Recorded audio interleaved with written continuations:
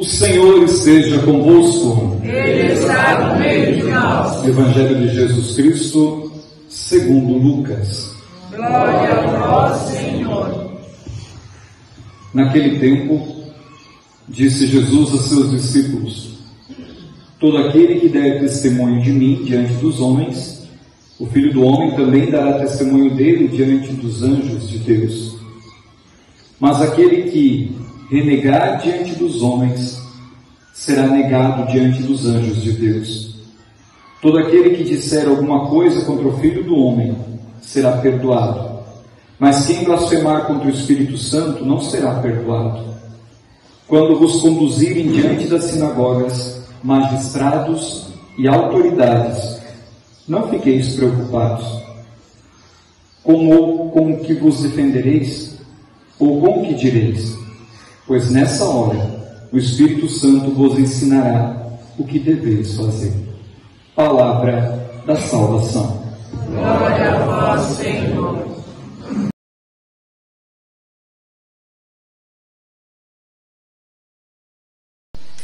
Família Betânia, você que sempre reza conosco, a liturgia de hoje vem falar, Jesus vem nos recordar, o evangelista Lucas vem nos recordar da força do Espírito Santo que nos envolve, que nos convida ao testemunho.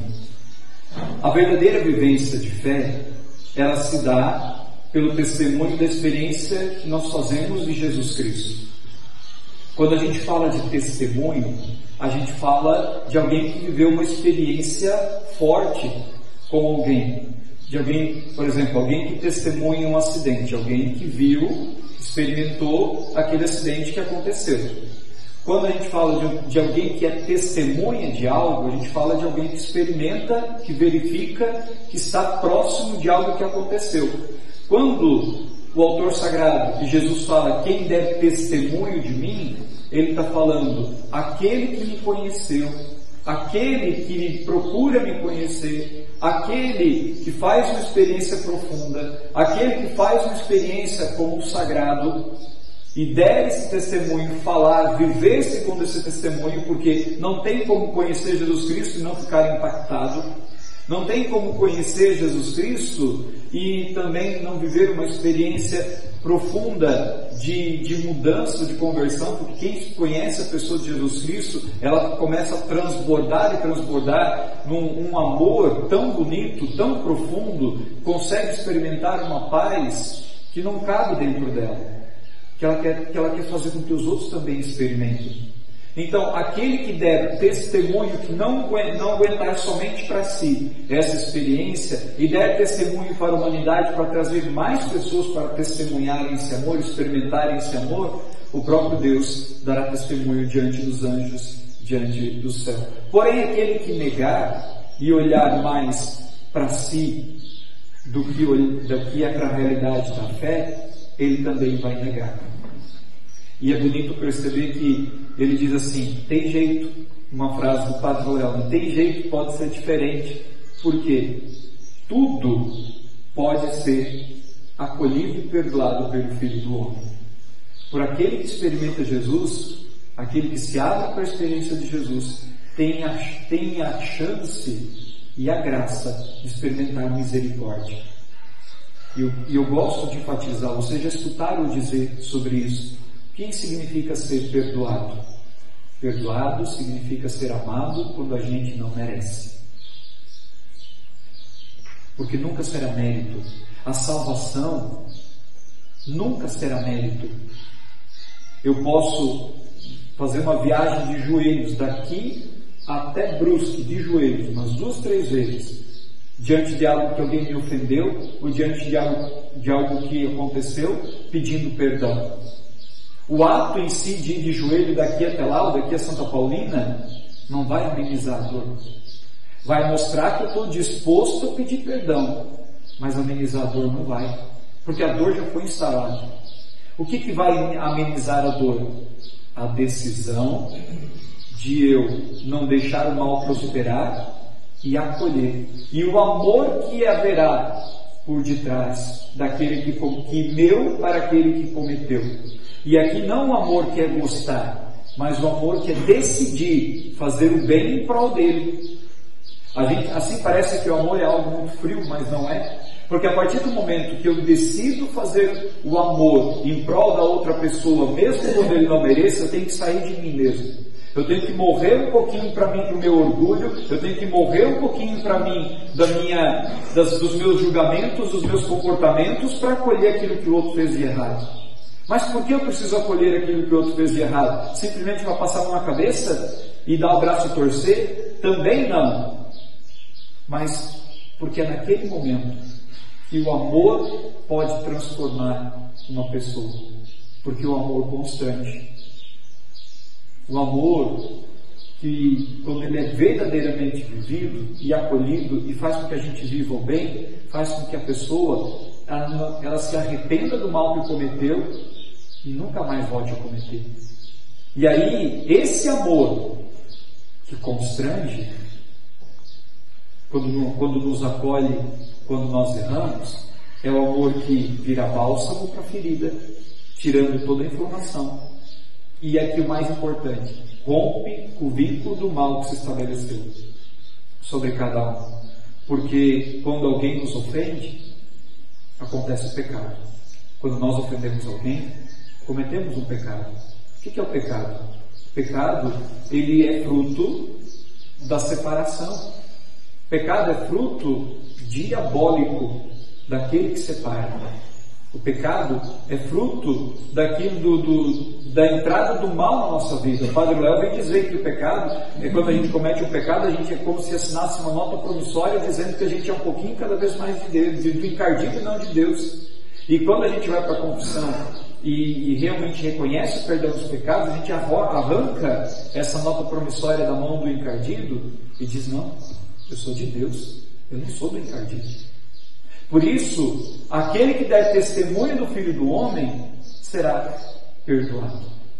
O único perdão que não é concedido, diz a palavra no Evangelho de hoje, eu preciso tocar nisso, é a blasfêmia contra o Espírito Santo. Mas o que significa blasfemar contra o Espírito Santo? Blasfemar contra o Espírito Santo é negar a sua ação, é negar a sua força em nós. É negar, falar mal, injuriar e renegar aquilo que é próprio da ação de Deus em nós. Para saber se o Espírito Santo atua ou não em nós, basta a gente ter a coragem de pronunciar o nome de Jesus. Porque São Paulo vai dizer lá na carta aos Coríntios, se eu não me engano no capítulo 12, que a gente não consegue nem pronunciar o nome de Jesus se a gente não tiver o Espírito Santo em nós. Porque o Espírito Santo é responsável por trazer a presença de Cristo para cada um de nós. O Espírito Santo é o responsável por fazer a dinâmica da fé acontecer em cada um de nós. É o Espírito Santo que é o responsável por nos mantermos unidos diante de Jesus. Por isso que diante do acusador, a gente não deve se preocupar, porque o Espírito Santo nos dará o discernimento necessário para aquilo que a gente tem que fazer. Quantas vezes a gente, diante de uma situação difícil, ou de uma enrascada grande, parece que uma voz nos disse, parece que vem um ímpeto dentro de nós que disse aquilo que a gente tinha que fazer, e a gente acolheu aquela voz, e a gente teve um grande livramento, ou a gente teve uma grande graça naquele momento, porque o Espírito Santo veio em defesa nossa. Em alguns momentos a gente até ouve essa voz, mas às vezes que a gente não decide não seguir essa voz, a gente acabou entrando nas nossas maiores enrascadas e cometendo os maiores pecados, porque o Espírito Santo, ele nos dá o discernimento, mas a decisão é de quem? Nossa. A decisão é nossa. Por isso, o Espírito Santo é um grande presente, a grande dádiva de Deus para fazer acontecer a fé em cada um de nós e a realidade da fé em cada um de nós. É na força do Espírito Santo que nós temos a força para nos restaurarmos. É na força do Espírito Santo que nós temos a força para podermos viver a nossa vocação. É na força do Espírito Santo que nós temos a coragem de não desistir nunca e seguir adiante e renovar a nossa esperança. Contra toda desesperança do mundo, a fé no Espírito nos afirma uma verdadeira esperança. É a fé nesse Deus que é Deus do impossível. E aí, para não me prolongar mais, Santa Teresa d'Ávila. Santa Teresa d'Ávila era uma menina muito impetuosa, muito cheia de energia, era 880, era daquelas que é chamada por alguns como Teresona, porque era daquela que não media muitas palavras, ela era reta naquilo que dizia.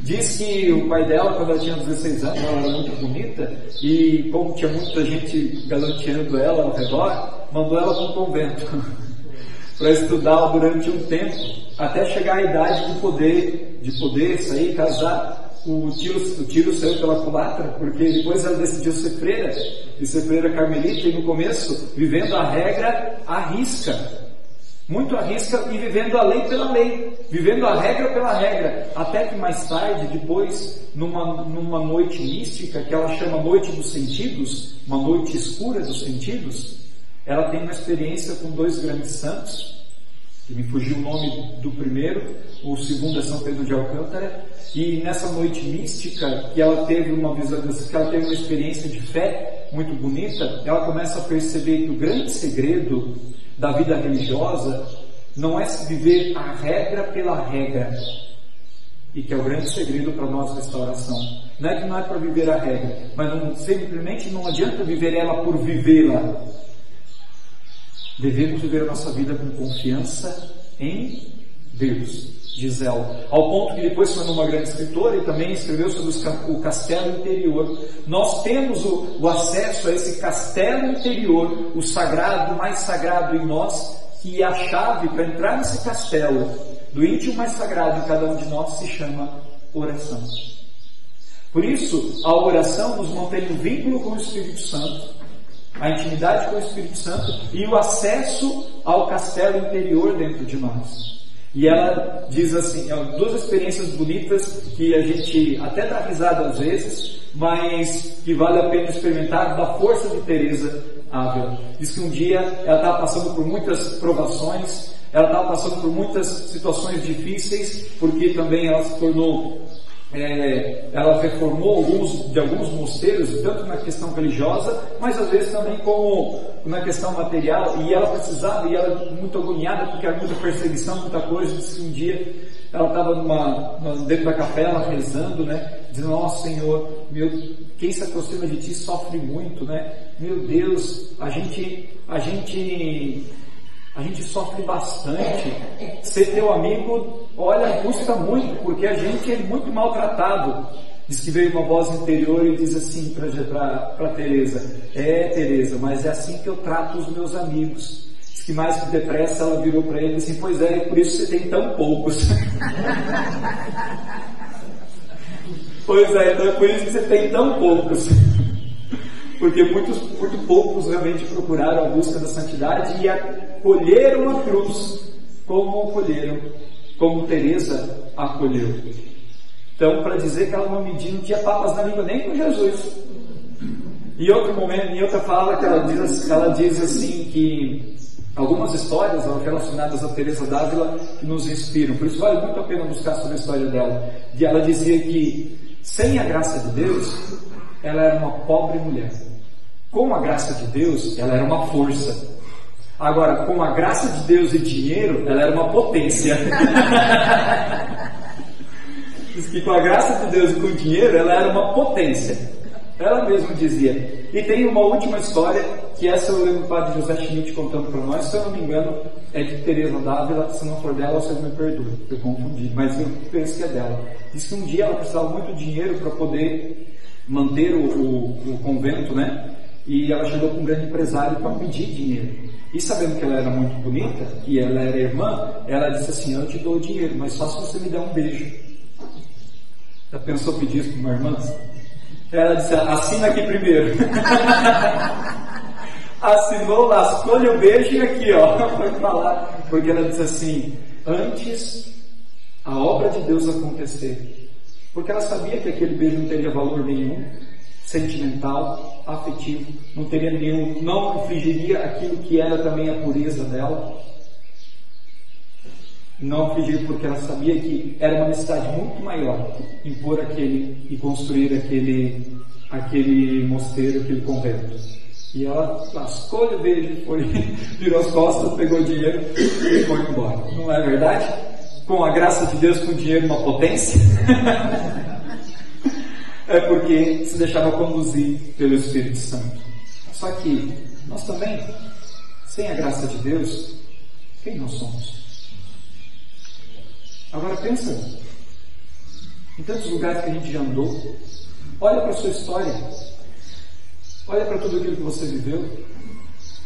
Se você não conhecesse a Deus da maneira como tem conhecido hoje, onde é que talvez você estaria? Sem a graça de Deus, talvez um pobre homem, uma pobre mulher. Com a graça de Deus, uma força, uma potência. Para se restaurar, para viver uma vocação, para transformar o mundo. Santa Teresa d'Ávila nos inspire a tomarmos posse dessa graça e tomarmos posse dessa potência. E graça de Deus é a presença do Espírito em cada um de nós, que nos defende quando nós precisamos e que nos cumula de dons quando a gente menos espera para poder fazer o seu reino acontecer. Tenhamos a coragem de, pela oração, acessarmos o íntimo mais íntimo, o castelo interior, para passar pelas noites escuras de pé e anunciarmos, testemunharmos, não só diante dos anjos, mas diante dos homens e do mundo, quem é o Filho do Homem, quem é Jesus, a força que Ele tem, que Ele tenha poder de perdoar pecados, mas de realizar verdadeiros milagres no meio de nós e dar sentido para a nossa vida. Jesus, nosso humilde de coração, fazei o nosso coração